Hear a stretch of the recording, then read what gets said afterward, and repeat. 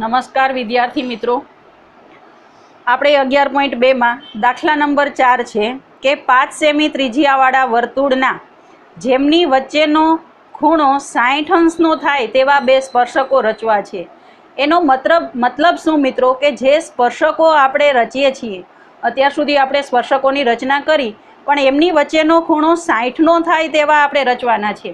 ચાલો, કશો ટાઈમ બગાડ્યા વગર તમારે શું કરવાનું છે? 5 સેમી ત્રિજ્યાવાળા વર્તુળ એટલે તો સૌપ્રથમ તમે જાણો છો એમ આપણે પરિકરને અહીંયા 0 પર રાખી અને 5 સેમીનું ખોલશું મિત્રો। 0 થી 5 તમે જોઈ શકો છો એમ ખોલી લીધા બાદ સૌપ્રથમ આપણે વર્તુળનું કેન્દ્ર O લઈ લઈએ। તો અહીંયા હું લઉં છું વર્તુળનું કેન્દ્ર O, જેને નામ આપી દઉં O। ત્યારબાદ પરિકરને રાખી અને એક વર્તુળ આપણે દોરશું।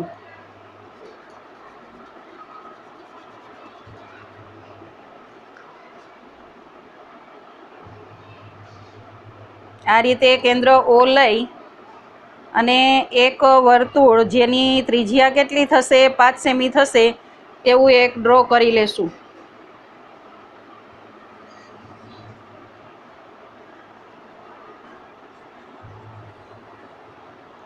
તો આ 5 સેમીનું વર્તુળ તમારી સામે છે મિત્રો। હવે તમારે શું કરવાનું રહેશે? તો કે એને બે સ્પર્શકો અહીંયાથી દોરવાના છે, પણ એમની વચ્ચેનો ખૂણો કેટલાનો થાય? 60નો થાય એવા દોરવાના છે। અને એટલા માટે મિત્રો તમારે શું કરવું પડશે? તો કે એટલા માટે આપણે છે એ અહીંયાનો ખૂણો 60 ને 120 180 થાય, કારણ કે ચતુષ્કોણમાં સામસામેના ખૂણા પૂરક હોય, એટલે આપણે અહીંયાનો ખૂણો 120નો થાય એવી બે ત્રિજ્યાઓ દોરવાની છે। તો એવી બે ત્રિજ્યાઓ દોરવા માટે આપણે શું કરશું? તો સૌપ્રથમ તમે અહીંયા સ્કેલ રાખી અને એક ત્રિજ્યા એમનેમ દોરી લઈએ આપણે।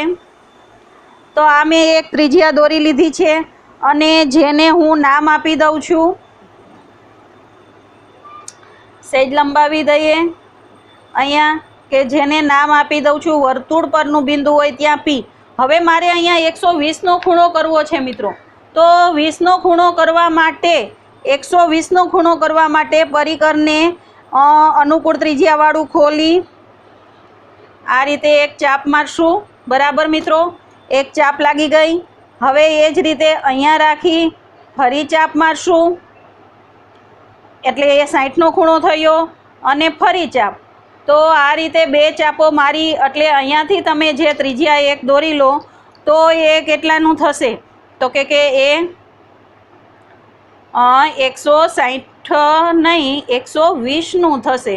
તો આ ત્રિજ્યા બીજી આપણે દોરી લીધી કે જેને તમે એ નામ આપી દો, અહીંયા આપણે B નામ આપી દઈએ। તો આ બે ત્રિજ્યાઓ કે જેમની વચ્ચેનો ખૂણો બાળ મિત્રો તમે કેટલો દોર્યો? આ 120નો ખૂણો થયો। શા માટે? તો કે સામેની જે આપણે દોરવાના છીએ એનો 60નો થાય, એટલે 60 અને 120 કેટલા થાય? 180। એટલે હવે તમારે બે સ્પર્શકો એ બિંદુએ અને B બિંદુએ રચવાના છે। તો એ બિંદુએ અને B બિંદુએ સ્પર્શકો કઈ રીતે રચશું મિત્રો? એ સરળ છે। તમારે શું કરવાનું? પહેલા B બિંદુએ તમને 90નો ખૂણો બનાવતા શીખવાડ્યો છે। કઈ રીતે? તો કે એની એ જ ત્રિજ્યા વડે, એની અનુકૂળ ત્રિજ્યા વડે આપણે પહેલા 60નો રચશું। બરાબર, આ તમે શીખી ગયા છો। આ રીતે એક ચાપ મારી 60નો ખૂણો રચ્યો, અહીંયા રાખી ફરી ચાપ મારી આ 60નો રચ્યો, હવે ફરી મારો એટલે 120નો થયો। હવે ત્યાં ને ત્યાં રાખી અહીંયા ઉપર ચાપ મારીએ, બંને છેદે એવી અહીંયા અને અહીંયા રાખીને મારીએ તો જુઓ મિત્રો તમને ચોકડી અહીંયા મળી ગઈ છે। એમાંથી પસાર થતી એક રેખા તમે દોરી લો એટલે એ થઈ જશે। ચાલો, માપપટ્ટી અહીંયા મારી પાસે અત્યારે ક્યાં કાડાવડી જતી રહી છે, આપણે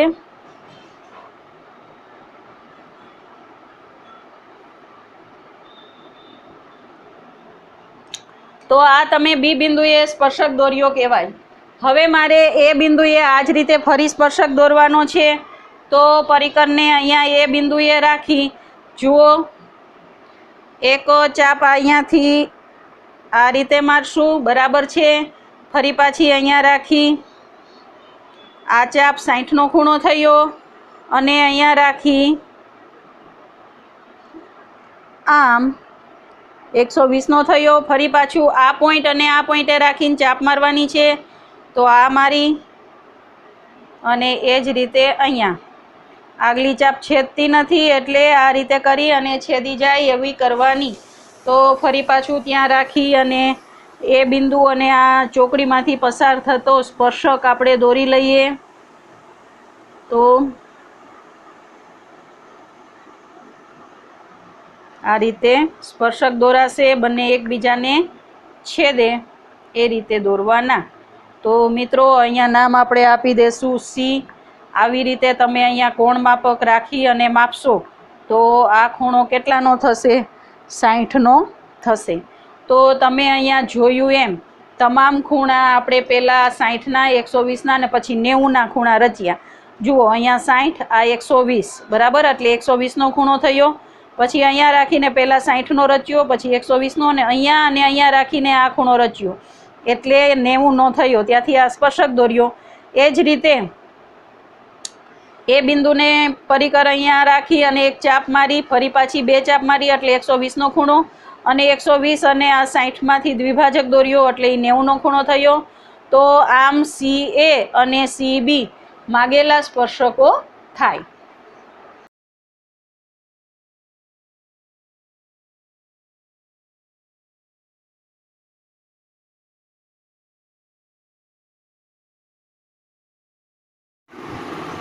દોરવાનો છે. એ ને કેન્દ્ર લઈ 4 સેમી ત્રિજ્યા અને બી ને કેન્દ્ર લઈ 3 સેમી ત્રિજ્યા વાળું વર્તુળ દોરી દરેકને બીજા વર્તુળના કેન્દ્રમાંથી સ્પર્શકો દોરો. એનો મતલબ શું થયો મિત્રો? પહેલા તમારે 8 સેમી લંબાઈનો એક રેખાખંડ દોરવાનો છે એ ડી. પછી એને કેન્દ્ર લઈ 4 સેમી ત્રિજ્યા વાળું વર્તુળ દોરવાનું છે. તો અહીંયા આપણે નામ આપી દેશું એ બી રેખાખંડ દોરવો છે એટલે આ એ અને 8 સેમીના અંતરે નામ આપી દેશું બી. તો આપણે એ બી રેખાખંડ રચ્યો જે કેટલા સેમીનો થયો? 8 સેમીનો છે. ત્યારબાદ હવે તમને એમ કહ્યું છે કે એને કેન્દ્ર લઈ 4 સેમી, એને કેન્દ્ર લઈ 4 સેમીનું એક વર્તુળ દોરો. એટલે આપણે માપપટ્ટી પર આ રીતે પરિકરને રાખી અને પરિકરને કેટલું ખોલશું? 4 સેન્ટીમીટરનું ખોલશું, બરાબર. તો આ રીતે પરિકર 4 સેન્ટીમીટરનું ખુલી ગયા બાદ આપણે એ ઉપર રાખી અને 4 સેમીનું એક વર્તુળ દોરી લેવાનું થશે.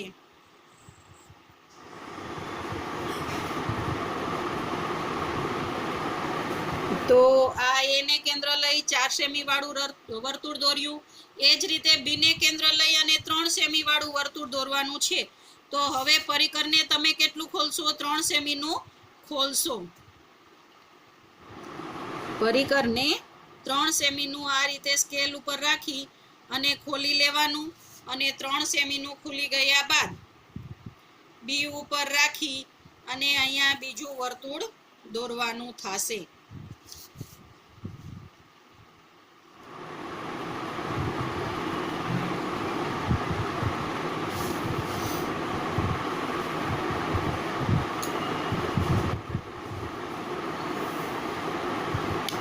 તો બીને કેન્દ્ર લઈ અને પરિકરને 3 સેમીનું ખોલી અને અહીંયા હું વર્તુળ દોરું છું.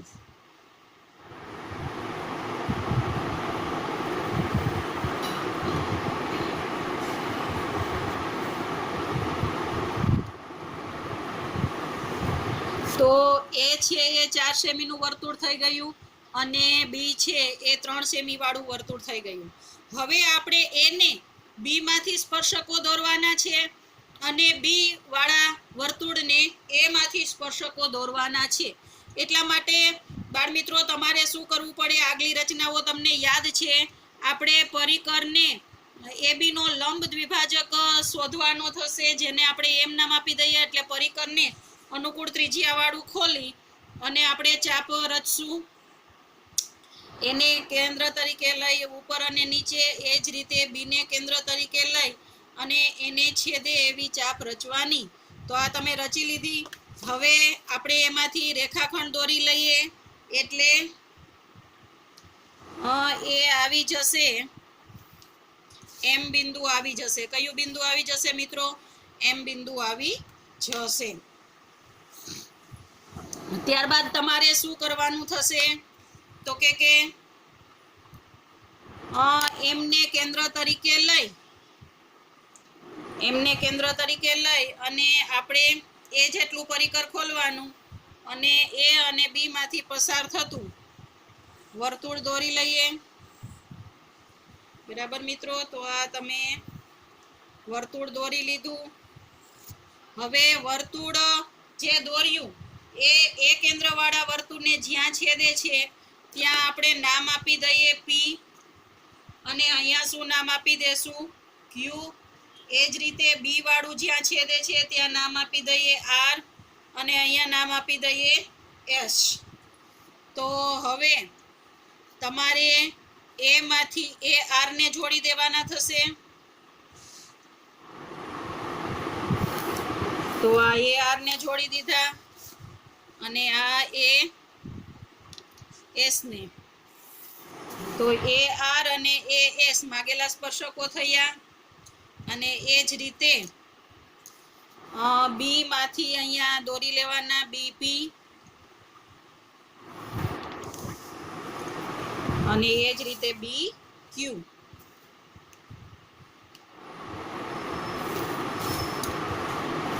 તો આ માગેલા સ્પર્શકો થાય.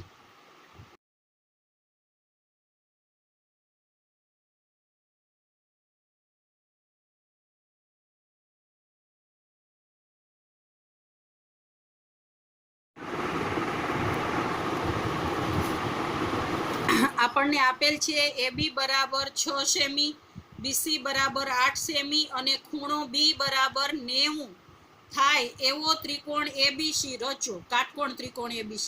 તો મિત્રો પહેલું કામ આપણું શું કરવાનું આવે કે BC બરાબર 8 સેમી પાયો લઈ અને આપણે પહેલા ત્યાં કાટકોણ ત્રિકોણ રચીએ. તો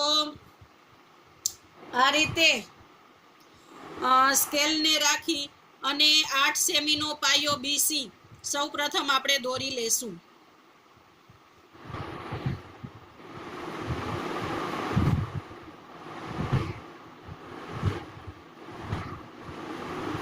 તો આ તમે BC પાયાની રચના કરી અને BC કેટલું થશે?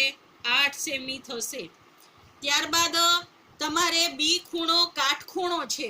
બાળમિત્રો, બી ખૂણો કાટખૂણો કરવા માટે તમે સૌ જાણો છો, આપણે બી એ પેલા 60 નો ખૂણો રચશું. બરાબર? પરિકરની અણી બી ઉપર રાખી એક ચાપ રચવાની.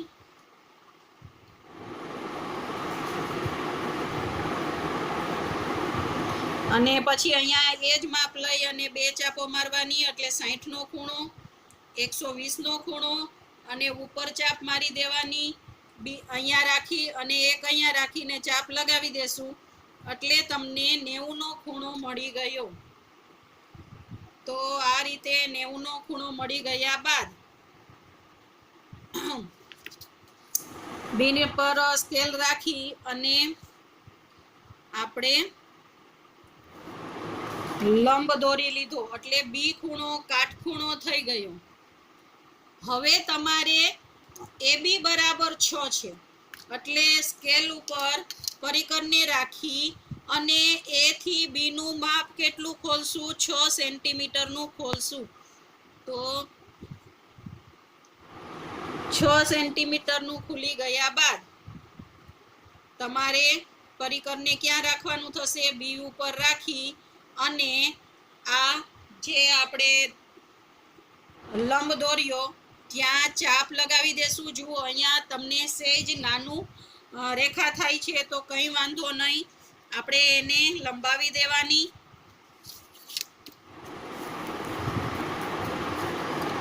તો આ મેં થોડી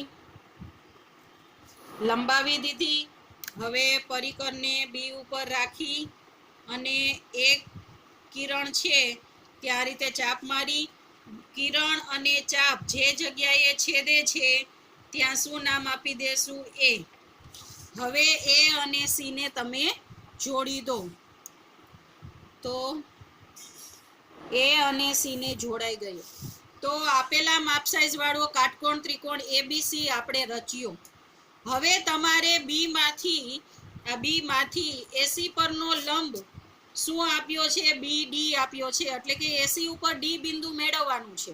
વળી પાછું તમને એમ કીધું છે કે બી સી અને ડી, એટલે બી સી અને અહીંયા ડી એમાંથી પસાર થતું વર્તુળ દોરવાનું છે.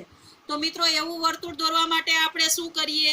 બીસી નો લંબ દ્વિભાજક પહેલા દોરી લઈએ. કોનો બીસી નો? તો ફરી પાછું અહીંયા પરિકરને બી ઉપર રાખી એક ચાપ ઉપર લગાવી દઈએ, એક ચાપ નીચે. એ જ રીતે સી ઉપર રાખી અને એને છેદે એવી ચાપનો વધારાનો ભાગ જે મોટો છે એ તમે ઈચ્છો તો કાઢી નાખવાનો, જેથી આપણને વચ્ચે આવે નહીં. તો હવે તમને આનો લંબ દ્વિભાજક મળી ગયો, એટલે કે બીસી નું મધ્ય બિંદુ તમને મળી ગયું. એ બીસી ના મધ્ય બિંદુને આપણે નામ આપી દઈએ વર્તુળનું જે કેન્દ્ર લેવાના છીએ એ, એટલે કે ઓ. હવે આપણે ઓ ને કેન્દ્ર તરીકે લઈ પરિકરને કેટલું ખોલશું? બી જેટલું ખોલીએ અને વર્તુળ એક દોરી લઈએ. તો આ રીતનું વર્તુળ તમારી સામે આવશે કે જે બી અને શેમાંથી પસાર થશે? ડી માંથી પસાર, સી માંથી પસાર થશે. તો આ રીતે એક વર્તુળ દોરાઈ ગયું મિત્રો. બરાબર. હવે તમને એમ કીધું હતું કે ડી બિંદુ છે, તો ડી બિંદુ વેધ છે. ને મિત્રો તમે જાણો છો કે વર્તુળ પરના કોઈ પણ બિંદુ માંથી અર્ધવર્તુળ એટલે કે બીસી છે એ વ્યાસ થઈ ગયો. અને અહીંયા હું ડી બિંદુ નામ આપી દઉં તો જુઓ આ નિયમ છે કે એ કાટખૂણો રચે એટલે વેધ થઈ ગયો. બરાબર. એટલા માટે આપણે બીસી નું મધ્ય બિંદુ શોધી અને આ વર્તુળ દોર્યું. તો હવે આ પછીનો પોઈન્ટ પણ આપણે કમ્પ્લીટ કર્યો કે બી સી અને ડી માંથી પસાર થતું વર્તુળ દોરો. તો તે તમે દોર્યું. હવે તમને એમ કીધું છે કે એ માંથી વર્તુળને સ્પર્શકો દોરો. તો એમાંથી વર્તુળને સ્પર્શકો એટલે આ પેલો સ્પર્શક તો છે જ, હજી તમારે અહીંયાથી આ બાજુ એક સ્પર્શક દોરવાનો છે. અને એમાંથી વર્તુળને સ્પર્શક દોરવા માટે આપણે પહેલી વહેલી રચના કરી હતી એમ કે એ છે એ 12નું બિંદુ થઈ ગયું. તો એને અને કેન્દ્રને જોડતો રેખાખંડ એવો રચી લીધો. હવે એઓનો લંબ દ્વિભાજક આપણે દોરશું. અને એનો લંબ દ્વિભાજક કેમ દોરવાનો છે? તો કે એ ઉપર પરિકરને રાખી અને આપણે બંને બાજુ એક એક ચાપ મારશું કે જે એકબીજાને છેદે.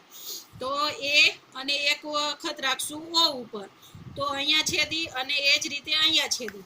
એ બંનેમાંથી પસાર થતો રેખાખંડ દોરી લઈએ અને જે એ ઓ ને જે જગ્યાએ છેદે છે ત્યાં આપણે નામ આપી દઈએ એમ. તો મિત્રો તમને એમ છે એ લંબ દ્વિભાજક પરનું બિંદુ મળી ગયું. ફરી પાછું આપણે એમ ઉપર પરિકરને રાખી અને પરિકરને કેટલું ખોલવાનું? એ જેટલું ખોલવાનું. આ બાજુ ફેરવીને જોઈ લેવાનું કે એ ઓ માંથી પસાર થાય છે કે નહીં. તો બંનેમાંથી એ પસાર થશે જ. તો જુઓ મિત્રો બી માંથી પણ પસાર થયું, એટલે કે આપણે જે પેલો બે સ્પર્શકો દોરવાના હતા અગાઉ મેં કીધું એમ કે એ માંથી પેલો સ્પર્શક તો આપણી પાસે છે જ એ બી, અને બીજો સ્પર્શક આ જ્યાં છેદે છે ત્યાં આપણે નામ આપી દઈએ ઈ. તો એ ઈ છે એ વર્તુળને દોરેલો બીજો સ્પર્શક થશે. તો જોયું મિત્રો, ઘણી બધી ચાપો રચવાની છે એટલે આપ વ્યવસ્થિત રીતે પ્રેક્ટિસ કરશો.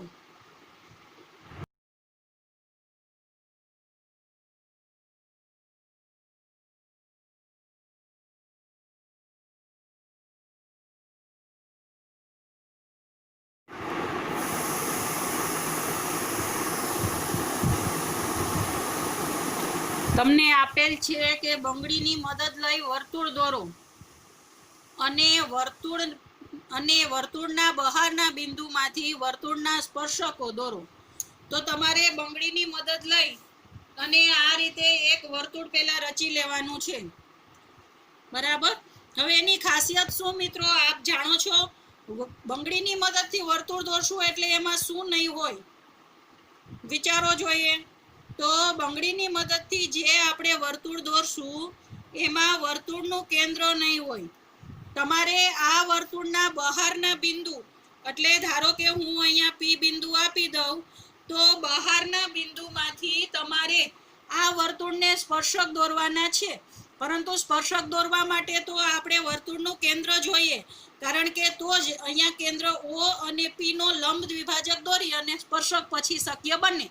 પરંતુ કેન્દ્ર નથી એટલે આની ખાસિયત શું છે કે પહેલું કામ તમારે વર્તુળના કેન્દ્ર મેળવવાનું થાય. અને વર્તુળનું કેન્દ્ર તમે કઈ રીતે મેળવશો? તો તમે 9માં આ રચના ભણી ગયા કે જે વર્તુળ છે એને એકબીજાને સમાંતર ન હોય એવી પહેલા બે જીવા લેશું. આ ધારો કે મેં જીવા લીધી AB અને એ જ રીતે બીજી જીવા આપણે લઈએ CD. કોઈ પણ જગ્યાએ મિત્રો લેવાની, પણ એકબીજાને સમાંતર હોવી જોઈએ નહીં. આવું શા માટે કર્યું? તમને 9મું ધોરણ યાદ આવે છે? 9મા ધોરણમાં આપણે જીવા દોરી હતી અને એક મુદ્દો ભણ્યા હતા વર્તુળમાં કે જીવાને દોરેલો લંબ, જીવાનો લંબ દ્વિભાજક વર્તુળના કેન્દ્રમાંથી પસાર થાય. એનો મીનિંગ શું થયો મિત્રો કે આપણે આ જે બે જીવાઓ દોરીને એનો લંબ દ્વિભાજક દોરશું અને એક લંબ દ્વિભાજક દોર્યો એનો મતલબ એ થઈ ગયો કે એના ઉપર કેન્દ્ર છે, પણ હજી કયું જગ્યાએ છે એ પરફેક્ટ તમારી પાસે માહિતી નથી. એના માટે તમે શું કરશો? બીજી જીવા છે એનું પણ લંબ દ્વિભાજક દોરશું એટલે એ બંને એકબીજાને જ્યાં છેદે ત્યાં તેનું કેન્દ્ર થાય. તો લંબ દ્વિભાજકમાં તો હવે તમને ફાવટ આવી ગઈ. આ રીતે એ ઉપર રાખી બંને બાજુ ચાપ મારવાની. એ જ રીતે બી ઉપર પરિકરને રાખી એને છેદે એવી ચાપ મારો. આ બંનેમાંથી પસાર થતું હોય તેવી એક રેખા દોરી લો. તો આ જે રેખા દોરી લીધી એનો લંબ દ્વિભાજક થયો. તો આની ઉપર ક્યાંક વર્તુળનું કેન્દ્ર હોય, ક્યાં છે એ હજુ આપણે નક્કી નથી કર્યું. એટલે એના માટે હવે ફરી પાછો CD નો લંબ દ્વિભાજક દોરશું. તો C ઉપર રાખી અને ચાપ મારવાની. એ જ રીતે D ઉપર પરિકરને રાખી અને છેદે એવી ચાપ લગાવી લો. હવે ફરી પાછા આ બંનેમાંથી પસાર થતી રેખા દોરી લઈએ આપણે. તો આ જે રેખાઓ મળી, આ રેખા મળી અને તમને એકબીજીને કયા બિંદુમાં છેદી, જે બિંદુમાં છેદી એને નામ આપી દઈએ O અને એ શું થશે? વર્તુળનું કેન્દ્ર. હવે આના પછીમાં તો તમને આવડે જ છે શું કરવાનું? O અને P ને જોડી દઈએ. તો આ રીતે OP ને જોડી દેવાનું. OP ને જોડી દીધા બાદ શું કરશો મિત્રો? તો કે OP નો ફરી પાછો લંબ દ્વિભાજક દોરવાનો. પરિકરને OP ના માપ કરતા અડધા કરતા વધારે ખોલવું, ક્યારેય ન ભૂલવું. તો બે ચાપ લગાવી દીધી. O ઉપર રાખીને એ જ રીતે P ઉપર રાખીને બે ચાપ લગાવો જેથી બંને એકબીજાને છેદે. તો એમાંથી પસાર થતી એક રેખા આપણે દોરી લઈએ. આ દોરાઈ ગઈ અને જે જ્યાં છેદે છે OP ને ત્યાં શું નામ આપી દઈએ? M નામ આપી દઈએ. તો મિત્રો પરીક્ષામાં ચાપનું ખૂબ જ મહત્વ છે. હવે M ને કેન્દ્ર તરીકે લઈ પરિકરને O જેટલું ખોલવાનું. આપણી ચકાસણી માટે આમ ફેરવીને જોઈ લેવાનું કે P માંથી પસાર થાય છે. તો O અને P બંનેમાંથી પસાર થશે. તો આ રીતે